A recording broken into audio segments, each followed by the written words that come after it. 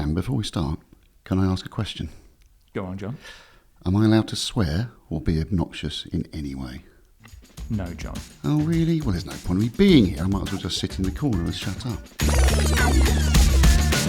Hello everyone and welcome to the gassing station powered by Michelin. Yes, that's right, PistonHeads finally has a podcast. I'm your host Cam Tate and joining me is a voice that may be familiar to you.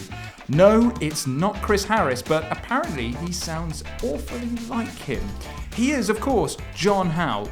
John, do you think you sound like Chris Harris? No, of course I don't sound like Chris Harris. Why would I sound like Chris Harris? I don't know, because you've obviously done quite a lot of videos for us, for PistonHeads in the past, and I always see these comments that say, oh, he sounds just like Chris Harris. I've also had as well that you sound or potentially look like Vicky Butler-Henderson. Oh, Well, do you know what? I'd like to be both of those things. I'd like to be Vicky Butler-Henderson and sound like Vicky Butler-Henderson. She is fantastic. We love person. Vicky. Everyone says I sound like Chris Harris, which is rubbish.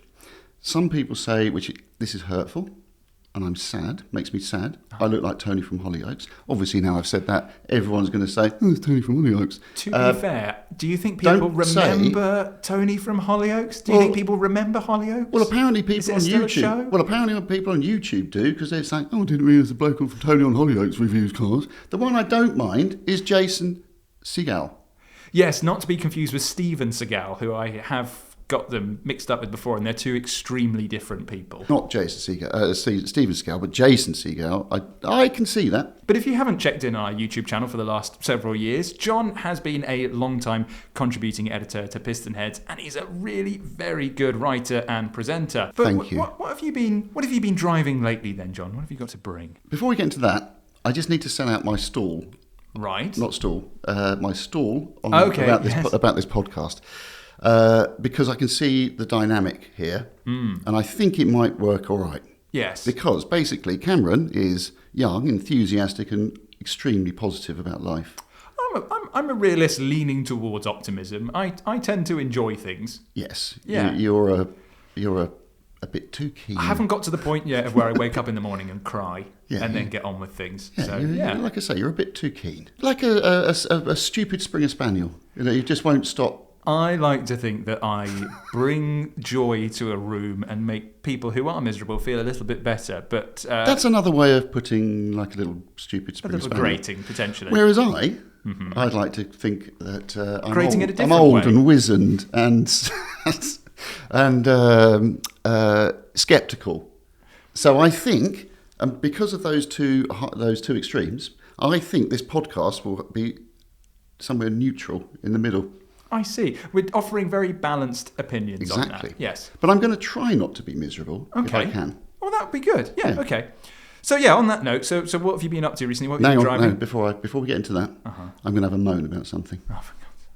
Well, you know, I did say I was... Off to a strong start. Do you know I came down here on the Piccadilly line? Did you? We are recording in London, by the way, for people who I came down the Piccadilly line, and it annoyed me. I mean, there are a multitude of reasons why the Underground can be annoying. What specifically has annoyed you? Well, I was travelling towards Heathrow, westbound, and you know the station announcements or the train announcements that sit there and say the next station will be this and this train is heading towards such and such. Yeah.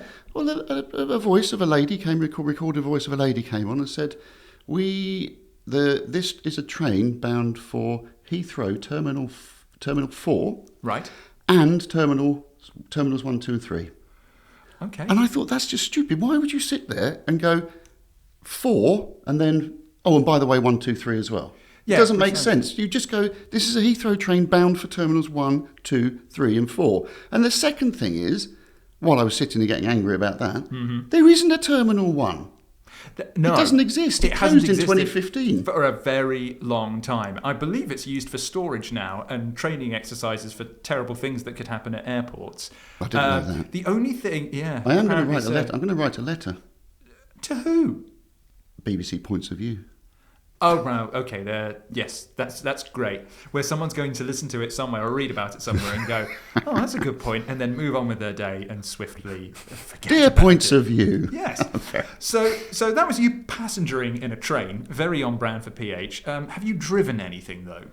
As a motoring journalist? Yes, I have. And this is the point. Obviously, we're not here to talk about trains. We're here to talk about cars and be happy and enlightened about cars. I think a train podcast would be fun, though. We are about cars. Having said that, we're about to be enjoying the world of cars. I'm going to moan about a car. Okay, right, yeah. Get all the moaning out the way first. Okay, and this is upbeat later, right? And this isn't the story of a supercar or a Bentley or a Rolls Royce. I've just come back from the south of France with 4 friends, and we hired a Ford Puma. Oh, right, okay. Weirdly, I saw an original Puma in a little village. I was going to say, we're talking about the crossover, right, and not one from the 90s. Yeah, no. And I'm going to talk about ADAS. No, but I'm going to put. I know I know it's a stereotype. It's the kind of let's get everyone angry about ADAS. Yeah. But the only thing, this is from a new angle. And I'd like to say, before, as I was exhaling, that's not to say, I love ADAS. No, I absolutely hate it. It's just that everybody complains about ADAS. Yes, and what Cam was doing was going, here he goes, another old trope. But the thing is, I'm going to introduce a new angle to it. I found it really interesting to be in a car with 4 people of similar age, not massively necessarily car fans or just sort of superficial car fans, and watching them have to deal with an ADAS system. First of all, so my friend who was driving was going, why is it beeping at me? What have I done? What have I done? What's switched on? What needs switching off? I was like, no, that's just because you're going over the speed limit by 3 kilometres an hour. It's annoying. And he went, oh, really? Oh, I don't know, okay. And then he went, oh my God, what's that bong? And it was quite a terrifying bong. And this one, what was that one? Oh, he wasn't looking at the road. Was he not looking at the road because he'd actually looked down to see what the original bong was about? He was looking to sit there and go, what have I done? He was looking around the car. And this is the stupid thing. And then everyone else in the back was going, really? Is that what all new cars are like these days? Oh my God. And they're used to driving reasonably new cars, but maybe in the last 3 years or something like that. Yeah. And they couldn't believe how stupid it was. And then I had to show them, because it's impossible to be able to turn these things off, having to go through all the menus and sit there and eventually work out how to do it. And then I remember talking to my friend Ash on the way back, and I said, he's staying out there. He dropped us to the airport, and I said, do you want to show you how to turn all that ADAS stuff off? And he went, no, it's all right. I'll be fine. And then it went, bong, and then it went, bong, bong, bong, bong, and it just sounded like Big Ben having a hissy fit. And he just goes, yeah, please can you show me how to turn it all off? And I just thought that was, and it was genuinely the look of what I found fascinating was that he was genuinely distracted by what was going on in the car. He didn't understand what was going on and why it was happening. Yeah. Well, I know that you've kind of set this out as I'm Captain Positive. I can't stand the stuff. He loves ADAS. He loves it. I get in and I switch everything on and I go, do everything for me. No, I hate ADAS. It's one of the worst things in the world. However, I did have as positive an experience as you can get with ADAS recently, because I drove the new Renault 4 during the Goodwood Festival of Speed weekend, and it's a fine car. But what Renault does, and I believe it's one of only 2 manufacturers that lets you do this. I know what you're going to say. Ferrari. I know what you're going to say. Do you? I think Ferrari lets you do it as well. You can allocate all your ADAS things to one button. So when you get in, you just press the button as if you would, I don't know, activating the aircon or turning it off or whatever. Until you get in, turn it all off, and then you've got a car to drive around in, and it doesn't feel terrible. And that, I don't know why more people don't do it. It's such a great idea. I think I did. I wrote about that in the Renault 5 review. Yeah, just in the 5. And I just said it's the most amazing thing. They've invented the most amazing thing, and it is actually the most amazing thing that's been invented for a car since matrix headlights. I love matrix headlights. Brilliant invention. Yeah. It's one of because often things you go, I don't know why it's got that. Do we need that? But matrix headlights, brilliant, absolutely fantastic. Mm-hmm. And the other thing is a button to turn everything off. That these days we have to sit there and call a mesmerising invention. Yeah. But it's not. It's a button that just does everything. Congratulations, Renault. You've done an amazing job, and all your spin-offs, Dacia. Yes. Alpine. Anyway. congratulations. I do agree. It's the most fantastic invention to have a button that you press. You do press it twice, to be fair, I think. Yeah. And it turns everything off. You've got to double click to open Internet Explorer. And before anybody says, but my car, you just got to press a button on the end of the indicator stalk like an Audi. No, because I'm fairly sure that will just turn off one aspect, like the lane change. Whereas, and I know Porsche do a thing where you can do the diamond button and set it to turn things off. But again, it does one thing. Renault, you just set everything you want turned off to be turned off, press the button twice, it's done. Guess what, though? I have not been driving anything this last week. I have been passengering, which makes me kind of a rubbish car journalist, to be honest. But I was passengering at the Goodwood Festival of Speed. We are recording this just-ish after the Goodwood Festival of Speed, and I had 2 passenger runs. The first one was the Aston Martin Valhalla, which is the 1,068 horsepower hybrid monster that Aston Martin's launching at the minute. And I did this on the Thursday when it was like, it wasn't 40 degrees, but good Lord, it felt like it. I spent the whole day outside being a TikTok influencer, walking around and making videos and taking pictures and talking over stuff. So I don't know if you've experienced this before, where if you're in something that's hybrid and it launches off the line, it just is like mind-bending acceleration of where it feels like your brain is literally moving inside your skull as you're pinned back to the back of your seat. Are you talking to me or the listeners? I'm talking to you about this. Oh, okay. The last time I would say that really happened was I drove the Porsche Taycan GT, Turbo GT, is it? Oh, yeah. That's also 1,000 horsepower. With the Visac pack, the ridiculous thing where they take the 4-door car and remove the rear seats and call it lightweight, and it still weighs 2.5 tons. You've got to love marketing. But the thing is, that car is really fast off the line. And I did a launch start at... so I remember actually I drove that car, and I drove it out the pits and I drove it around the track, and I thought, no, it's fast, but nothing in my brain registered anything particularly different to anything that went before. Yeah. But then they went, right, now park on the pit straight and do a launch start. So I did all that, set it all up, foot flat on the accelerator, release the brake, and it makes your vision go blurry. And I'm sure people think that's a bit hyperbole. Hyperbole. Is it hyperbole or hyperbole? I don't know. Hyperbole. I'm going hyperbole. Yeah, hyperbole. It isn't though. It really, your brain, your vision, your eyeballs just sort of rattle around a bit and your vision goes squiffy. It's something that definitely takes some getting used to, because, I mean, you have it with top fuel dragsters. They're going from 0 to 1,000 miles an hour in the blink of an eye. But like when you've been thrown into it, it's just like, it just rearranges what you know about speed. And you go like, well, my brain can't physically keep up with this. Now, I was in the passenger seat for the run, but from what I did experience, you won't believe this, it's really freaking quick. It's really, really, really fast. And the nose is just so reactive, because you think it's basically what looks like a slightly larger, more filled out version of the Valkyrie, and it doesn't really share anything in common with the Valkyrie. It just looks a little bit like it, but my God, it's unbelievably fast. I also passengered in a Toyota GR Yaris WRC car, the Rally 1 car with Elfyn Evans, which is one of the greatest things I've ever done in my entire life, because not only did he take me up the hill, but he also took me around the rally stage. And I've got this feeling where when you're a car journalist, big ego or not, you kind of feel like, I could get into anything and I could drive it and do a semi-decent job of it. Not a rally car. No.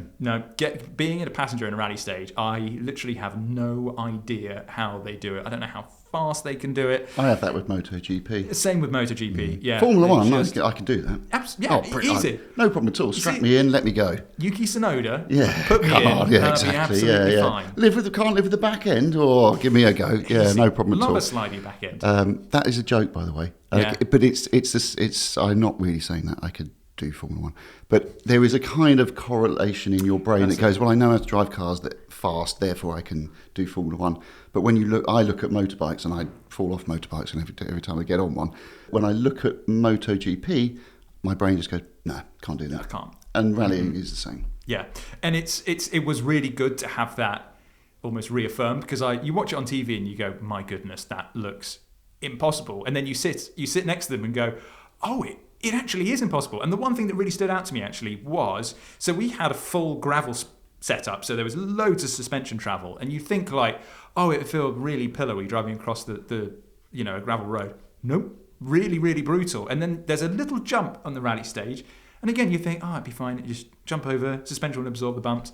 No, your back absorbs so much more of the shock than you're expecting. And you just kind of you whack down in it and go, oh, God, that's really strong. We're actually recording this on the weekend of Rally Finland, where there's huge jumps everywhere. And Scott Martin, Elfyn Evans' co-driver, I feel sorry for you, mate. That's going to be really, really, really intense few days. Anyway, let's discuss how this podcast is going to go down. So every week, John and I will dig through the forums and find stuff that's got everybody talking. Could be a news story, could be a review. Then we're going to move on to the car buying side of the forum. So someone's going to say, I need help with this. And we're going to try and help them out in the PHer way. And then finally, it's kind of an anything goes topic. We're going to just pick something random from the forum. Anything goes. Really? Yeah, really? Within reason, John. Within reason. Be careful, because I will bring some stuff on. I know. Well, that's why I'm the one that's looking at it first, because I know what you're going to bring. And so it could be car related. It might not be car related. We're just going to have some fun with it. Does that make sense, John? Everything makes sense apart from nothing. Not everything goes. Moving on. So I'm actually going to throw the form book straight out the window immediately and make a complete mockery of our format, because the first car I'm going to bring is actually a car that we've got for sale on PistonHeads. No, this isn't an advert. I'm not here to say, you can buy cars from PistonHeads, although you can, the classifieds and the auctions. But as of the time of recording, we currently have a Lancia Delta S4 Stradale for sale, which is being sold through Gerardo & Co. This is they were meant to make 200 of these for Group B homologation back in the 1980s. But the belief is they've made considerably less than that. Some say around kind of 70. But what makes this so significant is it's a road-going version of one of the most intimidating rally cars of all time, if not the most. But the Lancia Delta S4 Stradale was the S4 in general, was the first production car to ever have twin charging. So turbocharged and supercharged at the same time, which is pretty crazy. The idea being that the supercharger basically fills in the torque gap left by the big old turbo, so you just have huge amounts of performance all the time. But as a weight distribution technique, they put the fuel tanks underneath the driver and passenger seat, which obviously had some quite devastating effects in 1986 and was ultimately why Group B rallying was scrapped. But it's just one of those cars where there was a complete disregard to driver and passenger safety. It was all about performance. So, John. Yes? Has there ever been a car as desirable as it is ugly than the S4? Well, I mean, obviously, something extremely desirable like the SsangYong Rodius, whatever it was, that was desirable. And apparently, I couldn't see it, but not very good looking. People just tried to describe why it was ugly, but I couldn't see it. A SsangYong Rodius, yes, I think it was called the Rodius. That was the MPV that was had an extension on the back. That kind of looked a little bit like a super yacht, but had been kind of crushed in one of those when a car goes to be recycled. No. See, again, you're being too kind. No, because it's got that swoopy little this is not an extension back. like a super yacht. This was an extension by one of those companies that does windows and conservatories. Like a super yacht. If you put a super yacht in contact with it, swooping kind of rear end. No, it's just PVC. It's just been kind of pushed into a box, and they've used glass to fit it. New PVC windows from Everest. Absolutely horrific. So as well as the SsangYong Rodius, I can also think of other things a little bit, maybe technically more desirable. I don't know. Yeah. I really don't like the Aston Martin V8 Vantage Zagato. Oh, I can hear a good chunk of people who are listening and you know what? Just thrown their headphones or actually left their cars in anger. And you know what? Let them go. To me, I look at that and it looks like a sort of Nissan 3. What was a Nissan? Oh, is it but is done it like done by Proton. SX? Yes, something like that. Which wasn't a bad looking car, but this one has been done by Proton. No, it's true. It's been done by Proton, and I can tell you why. And I can tell you why it's been done by Proton, because they couldn't. A good manufacturer A manufacturer that actually builds cars on a normal scale and can do things properly would have made a window that goes, the driver's window go down all the way. Yeah. Who has a car, apart from a racing car, or an F40 or something, where you go, yeah, that's fine. This is meant to be an Aston Martin, a luxurious, but even more expensive Aston Martin, and they can't even make the window go down. It's got like half the window goes down. Yeah, I mean for those, and then you've got a window frame in the window.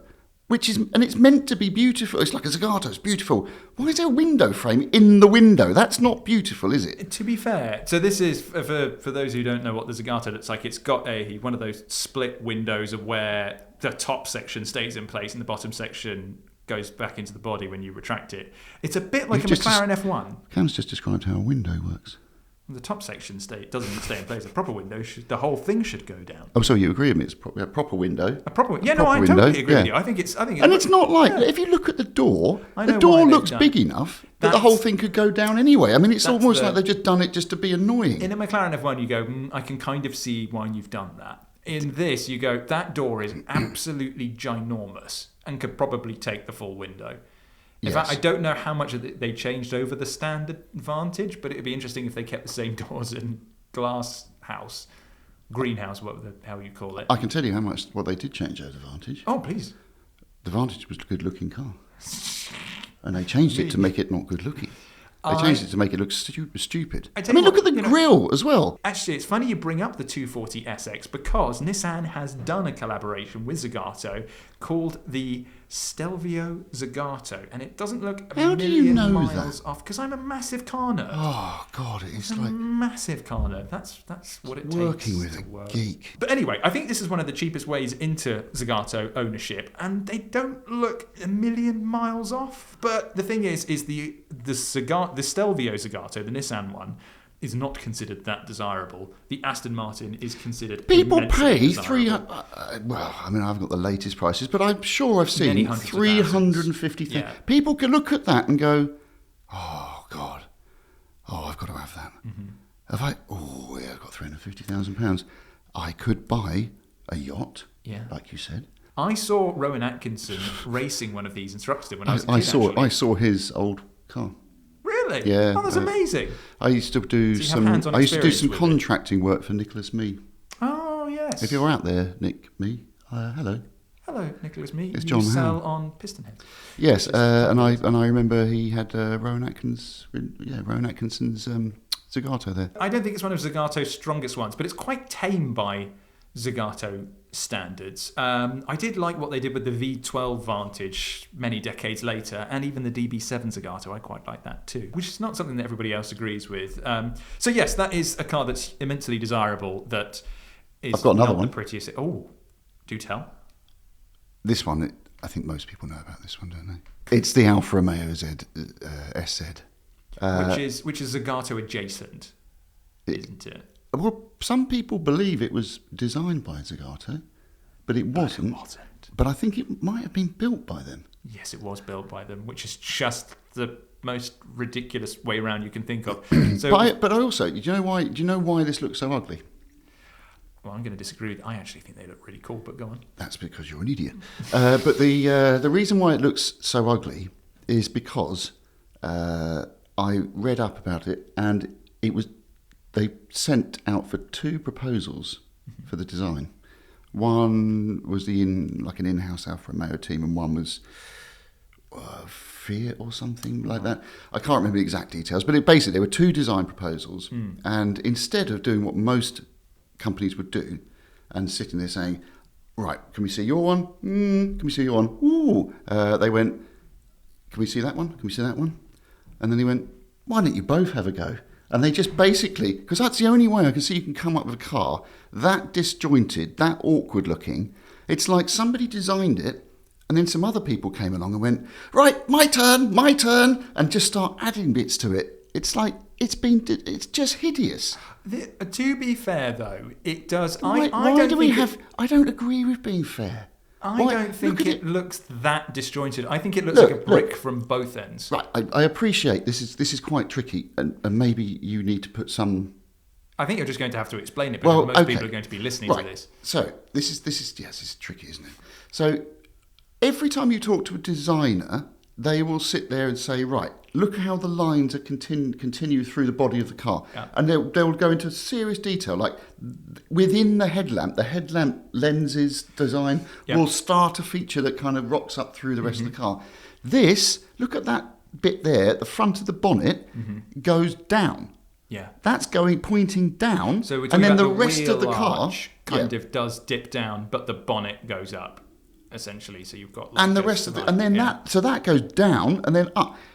Do you know, obviously, people are going to have to take my word for this, but do take my word and don't take Cam's, because he is, as I said, an idiot. Well, why John's wrong is that he's picking out some very, very, very tiny and minuscule design details by ignoring the fact that the car was designed by a ruler. No, the whole thing. No, come on, look at it. It's like oh god, it's like a toy car. It does look like a toy car. It looks like a car. It looks like something from the film Cars. It looks like something from the film Cars. Yeah, but it will be the baddie.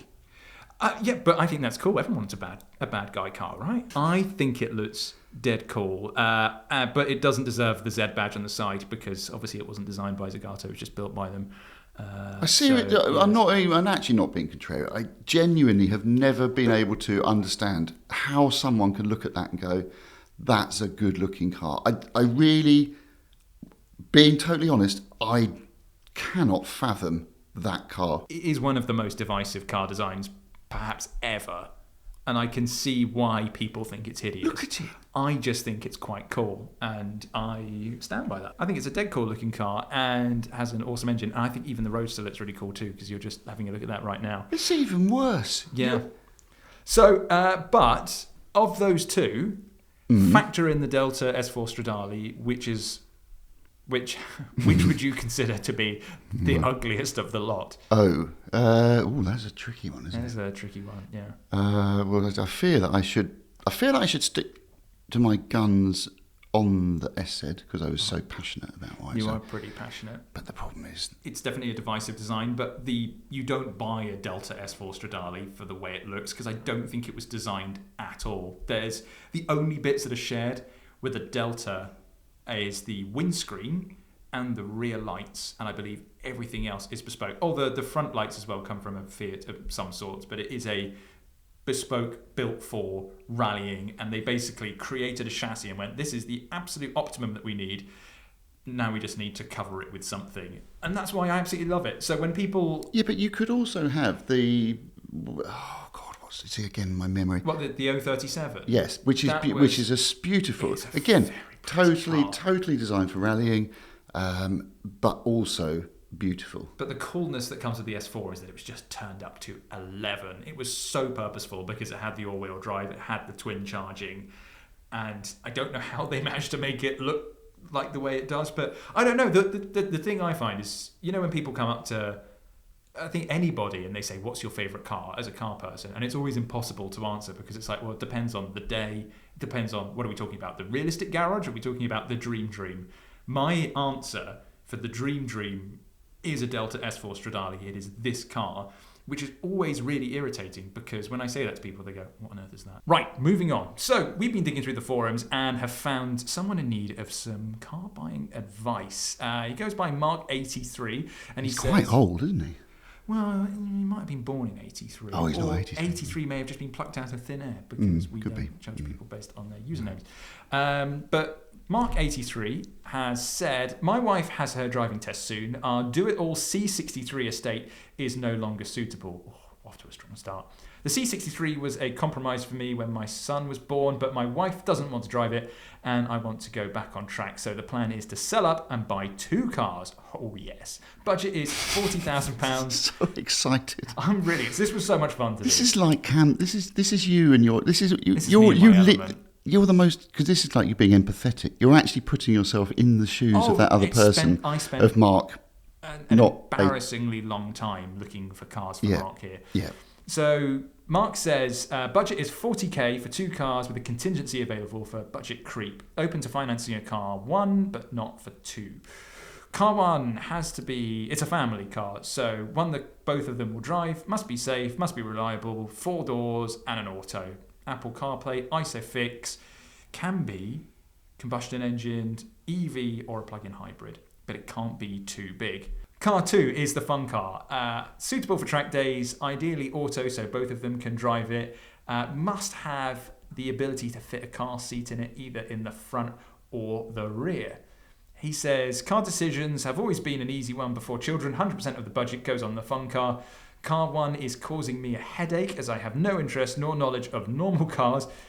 I can relate to that. And how much the budget is needed. Car 2 will be bought with the remaining budget. They also give a little bit of insight into their history. This is always super helpful. It's a great list. Civic Type R, Focus ST, Impreza STI, Integra Type R, Clio 200 Cup, E46 M3, Exige S, Focus RS Mark III, an S204 C63, an M4 competition, and an S205 C63. Over to the PH Hivemind. So here's some of the community suggestions. Cold Player says they'd go with the 15k Kia Ceed and use the rest on an M2 comp. Strong choice. 911 Spanker goes with two extremes. At the one end, he's gone for a Prius, and the other a Sadev-fitted Caterham. And ITP puts forward a 2015 Honda CR-V because it's very sensible, which should leave just enough money for an Alfa Romeo Giulia Quadrifoglio. John, great suggestions there. Very good. But what can you bring to the party? Well, I had to think about this, and that's really helpful. Where do you want to start? Practical or let's go for car 1, the practical car. So practical car. So now this is the one I've left the least budget for. I think I have anyway. It depends. To hear me out. So I've allowed 15 to 17,000 because a little bit of budget creep plus a good deal. Mm-hmm. Cupra Formentor. Oh, see, because I thought that fits the bill. It's not too big. No. It's a little bit SUV, but not too SUV. It actually looks. They look quite good. They look quite good. Too bad. It's a little bit different, while being a practical, usable, everyday family car with 5 doors, and you could have it with a plug-in hybrid if you wanted to. I wouldn't do that. Okay. I have driven. It's a long time since I've driven. Bad brakes. I've not driven the PHer. I've driven the one that's the kind of the hot one with 300 horsepower, and that was pretty damn good. The thing I like the most about it actually is that you could spec it with like a midnight blue leather interior, which was so nice. We like really, a blue leather interior. Oh yeah, love a blue leather interior. Yeah. So that was my the ones I were looking at. 1.5, 150 horsepower. Okay. Reasonable to run. Yeah. All sensible. PHEV, and they said that was okay. Exactly. So that was my one to buy for around about 15 budget, about 15,000, and then as an alternative to that, budget creep. Mm-hmm. Not the Rolls-Royce Cullinan. What about a Renault 5? Not the original. Because he said he didn't mind an electric car, and actually to be inclusive, because we need to be inclusive these days, and that means that not sticking with the old traditional things. Yes. Being inclusive. Yes. Electric car. See, look at that. I was going to say all-electric car. I'm recommending an all-electric car, and it is the Renault 5. There are ones available on PistonHeads at the moment, and I've seen one specifically for less than £25,000. And what I thought was a little bit of finance on that. I bet it's going to have good residuals, so you'll get a good PCP deal if you want that, or a little bit of finance on that, or a bit of budget creep, whichever you prefer. And I think when a really good electric car comes along and it just fills kind of the gap that you need in your everyday driving life, then I think it's totally fine. Renault 5 is a really good car. You've driven it. I have. You like it a lot, right? Genuinely love that little car. I'm not just saying this to be sort of down with the kids. I'm not doing it because I'm not down with the kids. I really like the Renault 5. I think it's a fantastic looking little car. I have seen a few on the roads, and every time I have to stop and stare. Well, not stop, that's a bit over the top, but I do stare. And I would stare in the same way that I would do if I saw a Bugatti or something like that. And I go, what a pretty little car. Mouth agog. This one, no. like that, like a fish. Like a fish. You got that. Wow, Renault 5. A gog. That's a great word. But the other thing about this one is it's in pop green. Oh, that's a cool colour. I think it is currently sign written by the dealer, but I'm sure if you ask them nicely, they'll take all that off. Yeah, I'm sure. Otherwise, or if they don't, do a deal with them for how much you're going to charge for the blooming advertising. It's like get some of that marketing in. Yeah, exactly. But no, I think that's a really strong choice. And I think as well, just on the EV side of the 5, it's kind of like, what would you rather? Would you rather it be an electric car, or would you rather it have like a small, kind of really strained engine that meets the emission laws, but good Lord, it's going to take a heck of a lot of revving just to get up a hill? I would happily take it electric. I think it looks cool. It works really well. It works really well. And see, because my brain is just constantly looking for angles and connections. At the start of this, we talked about Renault and their button. We did. You get a button. You get a button. You get a little button, and it turns everything off. That is why we recommend the Renault 5. Solid car 1. Car 2. The only thing is, if we're going to be really honest and practical about practicality and be really consumer buying advice, it is quite small inside. So that's my only worry, that although he said he wants a small car for the practical car, it is small, but it is quite small inside. It is a little small inside. That's why the fermenter is there as the little... 2 options. Yeah. Two options right there. And then we get to the practical... No, not the... And then, we get to the fun option, the track car, the fun car, or the car that can be tracked. I've chosen an A45. That's a Mercedes AMG. That is a Mercedes AMG. And see, this is 20... wings on it too. This is, well, yes. This is 24,990. Okay. So that leaves 15,000 if I've done my maths right. Yes. For the other car. Yeah. Or the 20,000, 23,000 for the Renault 5 if you have a little bit of finance. Yes, absolutely. Put some money always read the terms and conditions. T's and C's. Yeah, exactly. Then this one. So, 24,990, which I think we can round up to 25,000. I think that's fair. Yeah, I think it's 2017. It's done 34,735 miles at the time of writing on this advert, nice. Which is not a lot. So it's got plenty of life left in it. 375 horsepower. I like a Mercedes A45. Do you think it would make a good track car? I think it'll make an excellent track car, and I because it's not a stupid. I do get annoyed when people sit there and go on about cars got to be oversteery. I was having this conversation with some Aston Martin people yesterday that I'm not allowed to talk about the car, but I am allowed to talk about the conversation. We were talking about stupid cars that are designed to be really oversteering, and then people go, yeah, you've got to have a car that kills you. But do you remember Paddy McGuinness in Top Gear when he went, oh yeah, that you don't want a car like that, you want a Lambo because it will kill you. Yes. And then he went bang, and then, yes. And I thought that just sums up that sort of idiotic comment to me. Yeah. What do you want? I used to say this to one of my colleagues at when I worked for another car magazine, and my colleague Neil was an ex-Formula 4 driver. He was very good. Very Neil good. Wynn. Yes. Don't name people. Well, he doesn't work for that magazine anymore. He now works for Hyundai in Korea. Oh, he's a great car journalist. Yeah, and he's also a very good good driver. Work. He's a very good driver, and he was he was a pretty handy Formula 4 racer as well. And he was going on about the Fiesta ST. Going, oh yeah, but it's really good, isn't it? Oversteer, lift off, oversteer. I was like, Neil, when you were racing in Formula Ford, if you came into the pits and said to your engineer said, how's the car handling? Would you have gone, and it handled like a Fiesta ST, would you have said, absolutely fine, wonderful, love it? He went, no, I'd tell him to sort the rear instability out. Yeah. I said, exactly, and that's on a track. If you're on a road and you have to lift off halfway round a bend because there's a tractor suddenly appears, stopped in front of you, why would you want lift off oversteer? Like, I know people are going to go, oh, God, it's so boring. I'm not. Just neutral handling cars are really good. The AMG A45, really neutral handling car.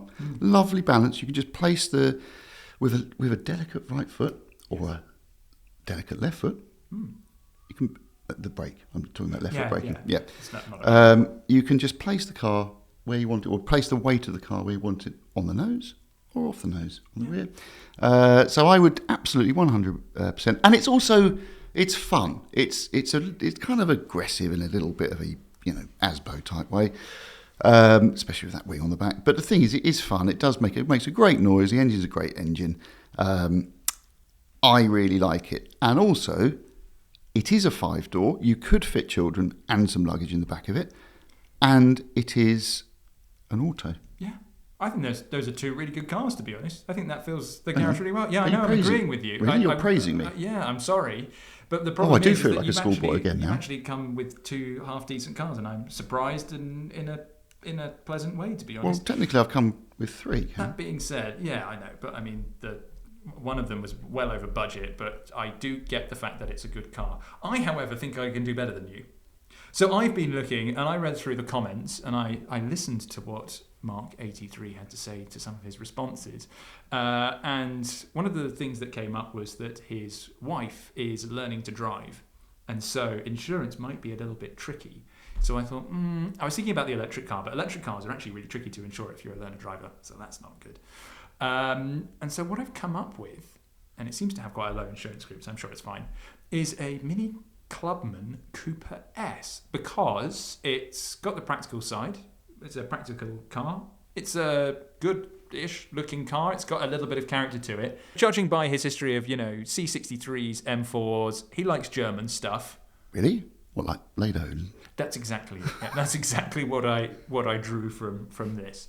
But there's an M4 in his recent history. There's an M3 in his recent-ish history. So I think this fits the bill quite well. Clubman is actually still a pretty good car to drive. Not obviously as good as a standard hatch, but it's still pretty decent. I think that's going to be a good car. And it's auto, and it's 19 grand. Is the Clubman the one with the 2 back doors? Yeah. I like that. That is, yeah, it's cool. I mean, yeah. do you know what? I remember driving one as well. You can get those in a really luxurious spec. You can get them really You nice. can get them with blue interior. Can you? This one doesn't have a blue interior. It's got the... I'm sure you can get those with blue interior with diamond stitch quilted leather and. Mine doesn't have diamond stitch quilted leather. It's a relatively sensible spec. It's greyish, maybe with a hint of green with silver wheels. It's fine. It looks sensible. It looks smart. As a daily car, it's not going to be too grating, unlike a certain green Renault 5, which might just get a little bit boring after a while. So that's what I've gone for with the practical Hang car. on, you just said it. What? Yeah, no, I thought your picks were good. Just mine are better. You said to me it's a good car. You said it's a fun car. I'm really chuffed with this one. So 19,000 means I've got 21,000 left to play with, right? If we're going to go bang on the 40 grand budget, and I've nailed it right on the head, £21,000, a post facelift Lexus ISF. Ooh. I know, yeah. So what you've got here is he clearly likes a big V8. We've got a 5-litre naturally aspirated V8, and because it's made by Toyota, it will actually be pretty much bulletproof. They are really, really reliable. And also being the facelifted car means it comes with a limited slip differential. So I know that was kind of one of the handling quirks of the original ISFs. The facelifts, I think, are much rarer than the standard cars, which are pretty rare anyway. So it should drive a lot better, particularly if you go and take it out on track. And also, I believe they sorted the damping out on the second one. The first one was considered a little bit too firm. The facelift, they fixed a lot of that. So it's in blue, which looks absolutely fantastic, with a black interior. So it's safe. As in safe, man? Yeah, safe. We're done, are we? No, I thought you were going to have something to say on it. Yeah, I am. Yeah, go on. You think that's a track car?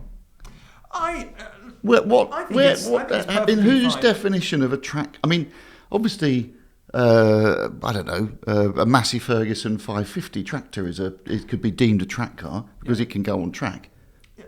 Well, tractors do go on track, do they? But that's not a track car. I can't see how anyone could look at an ISF and an A45 and go, well, the A45 is clearly a better track car than the ISF. A45, you can hoon around on the track all day, having good fun in a very precise car, which to me is the definition of track car. It's because you need precision for it to be able to learn the track and improve your lap times. I tell you what, consistency. I tell you what, to sit on the fence here, I think that if you want to be a little bit different and you want to turn up somewhere and people go, oh, that's an ISF. Someone owns an ISF. Then get the ISF, because it's a very, very, very uncommon car. I think there was 100, 200 cars sold here at most. Very, very rare. Whereas if you want to just kind of blend in the background a little bit. Blend in the background? Have you seen the wing on that thing? I walked here this morning from the train station. It was a 10-minute walk, and every second car was an A45 AMG. That's absolutely... That might be a bit wrong. Right, but exactly. Thank you. I'm glad you owned up to that without me. More common than an ISF. What I'm going to do is I'm going to leave a link to this in the podcast description somewhere, so you can go and click on it, submit your own if you want, or just say Cam was right, great choices, or John was right, great choices, or if you just want to bash us, you can do it there as well. I'm up for a bashing. Yeah, I might weigh in on that, actually. Oh, nice. Now, those cars were taken from the PistonHeads classifieds, but it's also worth checking out the PistonHeads auctions for any cars that may fit the criteria above, or if you've got something premium performance or collectible you'd like to sell, just visit www.pistonheads.com/sell to get started. By the way, yeah, not to sound too much like an advert, this is genuine. Oh, please do. At currently, 106 Rally in red. It's so cool. Going up on the 13th of August, 2025. It's done 91,000 miles, but it looks like it's done about 9. It looks like it's been really well cared for. It's really lovely. The one that's next to that is the A110 historic rally car, which goes up on the same day.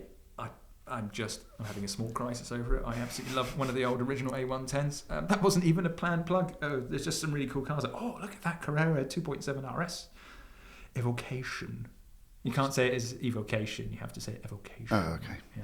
Also, we've teamed up with Michelin to offer up to £100 off a new set of tyres. Really? Do I get £100 off? Up to £100, John. Yeah, really? It's pretty handy. Yeah, absolutely. All you have Thank to you, do Michelin. is visit www.pistonheads.com/Michelin, hit the link, fill your details in, and you'll be able to find out how much money you could save on a new set of Michelin tyres. Well, up to £100. You just said that. Last topic. I was going through the Pie and Piston forum on PH, and I stumbled across the cars you never knew existed topic posted by Stupid Like a Fox, and there are actually 2 volumes of it because it goes back to 2020. It's a massive topic, and there are some incredible cars in there, so I thought it'd be fun to go over some of the ones that caught my eye and bring some to the table too. So loads of Brunei cars in there. By the way, This is the worst subject, isn't it? Because you are going to nerd out to the extreme. So bad. Like the Brunei Black 288 GTO. So it's black with the red pinstriping, where it's kind of like the reverse basically of what a normal 288 GTO would be. That is absolutely stunning. There's a Mitsubishi Galant tuned by AMG, pre-merger obviously, but that is just wild and looks pretty cool too. So the one that they showed actually is kind of like in a midnight blue. It's a dark blue, but with matching wheels too. Oh, it looks amazing. There's also the Bugatti A3502, which is a development mule for the EB110, and it's so cool. It looks completely different to an EB110, but kind of stands on its own 2 feet. Magnificent looking thing. The one that stood out to me the most was the Citroen Zara Windows CE edition. I've never... Oh, do you remember Windows CE? Oh, do you know what? No, because I was actually trying to... Windows? What's so good about a Citroen Zara with Windows? With Windows, yeah. Windows. My brain didn't go there, see? Yeah. Not left field enough. Precisely. That's why I'm not funny. Freaking left field. Somebody bring somebody else into this podcast. I'm resigning. Well, I mean, you said you were going to resign anyway because of the swearing. It's true. Yeah. So, do you want to know what? No, I don't. But I don't remember CE. Windows CE. You don't remember Windows? Is it I think it was COV? Is it like a Christian thing? This is not the Church of England No, edition it's Windows. not. Yeah. You don't log in. And you have to I don't know. But anyway, so there's what it was. Believe it or not, was the world's first car powered by Windows, and potentially the world's only car powered by Windows. I don't know any cars that followed on that had a Windows OS on it. I'm going to go on. Not to be too pedantic here. Right. That's not true, is it? It was powered, I'm guessing, by an engine. Oh God, you're right. Yes. Right. Captain the world's first car powered by Windows is not true. You know what that is? I'm going to allow that pedantry because it's correct. It's not powered by Windows. It's its infotainment was powered by Windows. So, and then I would add on top of that, as a secondary point, who gives a... Well, John, I'm glad you asked that, because it was the first car with dual-band mobile signal, whatever that means, and it was also the first car with voice-activated... Hang on. Really? Yeah. When was it made? 90-something. No, that's not good enough. Was that car released in 1998? Probably late 90s of some kind. Okay, because, you see, now, here's one. I used to work selling... Oh, this is embarrassing. I used to work for Jaguar in 1998. Okay. And in 1999, they released the Jaguar S-Type. Yeah. Which was, let's face it, it's not a high point in Jaguars. Yeah. It was a bit... I think it was the beginning of the end. It was the beginning of something. Yes. And not a resurgence. No. Although we wish them well in their new future. Oh, I mean, Jags got great after that. Yeah. You know, but anyway. That had voice activation. Admittedly, you had to train it. You had to sit there and have all these words that you train. And you had to speak in a very specific radio play, FM 95.3. Now, my contention is that was that really before the Jaguar? Because I can't believe that Citroën, with their Zara, produced a voice activation system before Ford, and then didn't use it on anything else apart from the C. But also, I'm fairly sure, because Mercedes gets credited with their Linguatronic system, and as being the first, and I'm fairly sure it was the Jaguar. I'm pretty sure that was the Jaguar. Interesting. So I'm on citroennet.org.uk. Of course you which are. Sounds of course like you are. That's a website that, and so it was the Geneva 2000 Motor Show. Ah, well, there you go. After the S-Type, and it says here, which I'm guessing I think this is a direct lift from the press release. It says the first car to be equipped with a voice recognition system controlling operation of the infotainment system. And first communicating car equipped as standard with a dual-band GSM communication system and a colour navigation unit. So I think that's rubbish. Well, there we go. Anyway, what isn't rubbish is that Citroën made a car that had some form of Windows CE on it, and that is a fact. So I wanted to bring some of my own to the table because I'm a massive nerd. We were talking about homologation specials earlier. I have to offer up to the cars nobody knew existed. There was a Peugeot 206 homologation special called the 206 GT, and it is, in my opinion, the most useless, pointless... Why? Well, actually, no, it wasn't useless. It was useful. What Peugeot did to get the 206 all lined up for the WRC is they had to make it longer. So instead of creating a special wide-body all-wheel drive monster like you got in the actual WRC, they just whacked longer bumpers on it, and it looks utterly ridiculous. It's really ridiculous.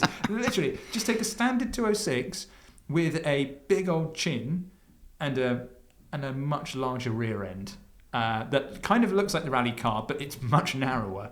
And I believe there's one currently for sale on PistonHeads, although it is in France somewhere, so you'd have to worry about importing it. It's not a lot of money. It's a car that has it's interesting in the sense that it is a really obscure homologation special, but it doesn't have any of the fun bits of a homologation special, like, any rally gear on it other than a massive chin. Or anything special.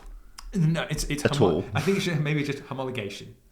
Yes. Yes. The other one, which is far more interesting, it's not a homologation special, although it is a lot like the Delta S4 in the fact that it's twin-charged. It is the Nissan Micra Super Turbo. Again, I'm going to criticise you there, or just at least rein it in a bit. It's a lot like the Lancia Delta S4, a Nissan Micra. It is, yeah. It's a slightly... Think of it as like a pocket-sized Delta S4 because it's got a 4-cylinder engine with the grand ccage of 930 cc's, producing 110 horsepower. Amazing. With a supercharger and a turbocharger. That is really cool. Hang on. Did that come before or after the Lancia? Oh, way after. Oh, like just to make sure you hadn't made another faux pas. No, because I'm a walking encyclopedia, which is deeply sad. And the last one is a car I saw last year in a random corner of a motor show, and it's the Tommy Kyra ZZ2, which is a car you Who has could get. ever heard of...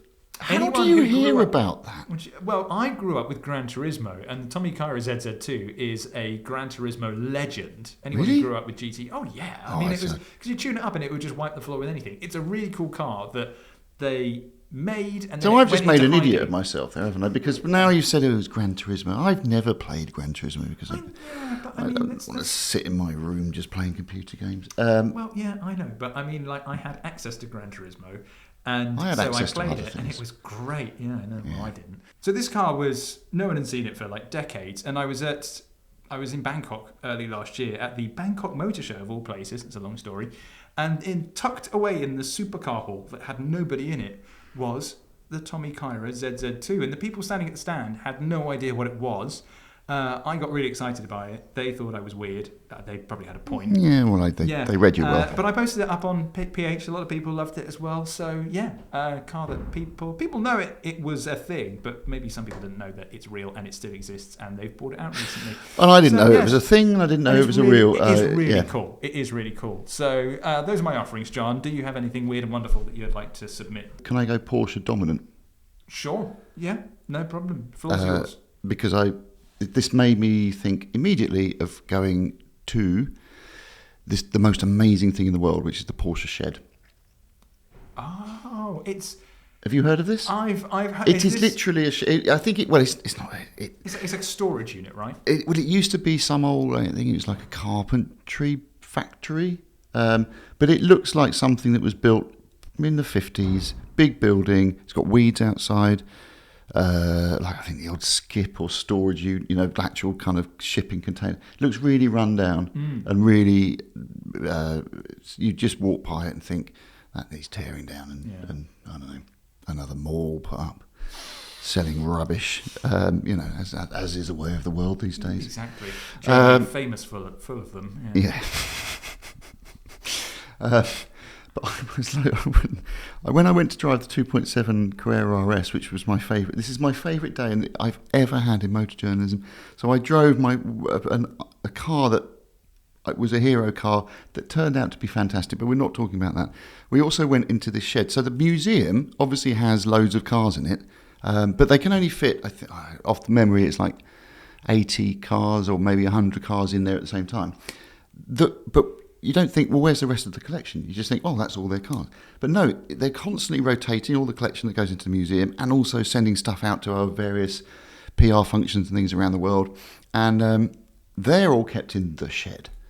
This anonymous-looking building that when you go inside, I can't describe the magnitude of how big it is. Put it this way, I went wandering around my iPhone just in disbelief. And I'm sure the video is something like 5 minutes long of me just walking around. And when I say walking around this enormous building, it's a lot of the cars are stacked on shelves. It's like a massive matchbox. You remember that? Well, you used to play on Gran Turismo. I'm now going to remember my matchbox kit set whole case that it was like a big lorry paint, like a square box with a lorry painted on it, and you opened up the side. And then all the cars were in little kind of... Yeah, you do. Yeah. So it's a bit like that, but in real life with Porsches. Oh my God, and there's everything there from all of their racing cars, many examples of. I mean, you've never seen so many 959s in one place. So all the racing cars and all the road-going cars, and then there's all the prototype cars, but also all the prototype cars. Porsche did a lot of work for other manufacturers doing prototype stuff because they were a bit skint. Back in the 90s, weren't they? Or late 80s, 90s. And so they were doing all this prototype work for other manufacturers like Mercedes. But the cars I remember from that, in particular, all-wheel drive, rear-engined Porsche 944. What about that? Really? God, yeah. I never knew. And and you keep calling me a nerd, so I mean, that must mean something. Never made it into production because I can't remember why they ran out of budget or something. Well, does it look any different? Because there's quite a lot of space in the back. It looks like a standard 944. It looks like a standard 944. It's only when you rotate it up and look underneath it, you see the drive shaft going to the front, and also the engine at the back. I think it was a flat. Oh, was it the 4-cylinder turn on its side? I think it might be the 4-cylinder turn on its side. I see. Good differentiation there. Thank you, mate. Yeah. Thank you. See, I do pay attention. Yeah, that was good. Yeah. Not enough to actually really remember it, but... you remember that? Other one. Go on. 928, cool car. Yeah, great car. I'll raise you. 928. Yeah. 4-door. Oh. Station wagon. Oh, my God. What? And it looked good. Looked good. That's so cool. And then finally, 996. Yeah. That's it. Yeah. Oh, no, it's not, is it? No. Isn't it? No. 4-door 996, which was the... I would say the genesis of the Panamera. Yeah. It was genuinely touted as being a 4-door 996, but then cancelled, and then eventually they bought a Panamera. Yeah. But also, can I just very briefly touch upon your Brunei stuff? Oh yeah, go on. So I remember when I was selling Bentleys, and one Saturday morning I was wandering around the workshop, and obviously there's all the old cars in there, and there was a Sultan of Brunei Bentley Turbo R station wagon. Oh, that's cool. Is that the Val d'Isère? You see, you immediately out-geeked me. All I know is I saw it, I touched it, I sat in it, and it's the one that had the 4-wheel drive system. Yeah. And it's but it has to have the 4-wheel. Does that got a 4-wheel drive? I don't know. So it had to have, because it had the 4-wheel drive, and I just remember thinking at the time, that is ridiculous, right? Because how much does it cost to do anything bespoke on a Rolls Royce or a Bentley? Like loads and loads of money. And then this thing, it wasn't like they went, oh, can I have the door mirror in this colour, please? Or can I have the sun blind in that? It was like, can I have a boot on the back of the saloon car that you build? Yes, for £1 billion. And then can you make it 4-wheel drive? And you know the reason why he made it 4-wheel drive? No, why is that? Because he's doing a lot of off-roading around. No, because he used to go. No. No. It was so he could go to polo, and he could drive on the grass without getting stuck. Oh, I see. Right. And then completely tearing up the polo pitch. Well, I mean, I'm assuming he didn't go. I've never. I think that would have made the news. Yeah. Sultan of Brunei goes mad. Doing figure of eights and donuts on the I don't know. Well, Lord somebody or others polo. That would have made. I think we would have heard that. Yeah. I don't think it was because you could do that. I think it was just so that you could drive onto the grass without getting stuck. The embarrassment of getting stuck. And then I'm pretty sure he had 11 made. So it's how much to build an estate version of a saloon Bentley and a completely bespoke 4-wheel drive system. Well, I say bespoke, it probably came from something. And we'll have 11 of them, please. How much did that cost? And do you know how many miles this car had done? Go on. I saw it. It was made in about 1990, 91. I saw it in 10 years later, maybe early 2000s. And it done, I think, 1,100 miles. God, imagine that. Imagine how much money you have to do miles that. As well. Not croquet, polo. All polo miles as well. I like croquet. Yeah. I'm actually quite good at croquet. It just seems like fun. It's like crazy golf, but with stiff upper lip. That's everything from this first episode of The Gassing Station, powered by Michelin. My job now is to spend the next week or whatever trying to make that a coherent 1 hour. So we really hope you enjoyed it. If you did, please leave us a 5-star review and maybe some nice words on your podcast platform of choice. If you didn't enjoy it, well maybe email info@pistonheads.com and give us some criticism that doesn't affect our review score. Thank you. That was more diplomatic than what I was going to say. Yeah, well, then we're going to move on swiftly. John, thank you so much for joining me for this first episode and many episodes to come of The Gassing Station. All that's left for me to say is see you next Tuesday. Really?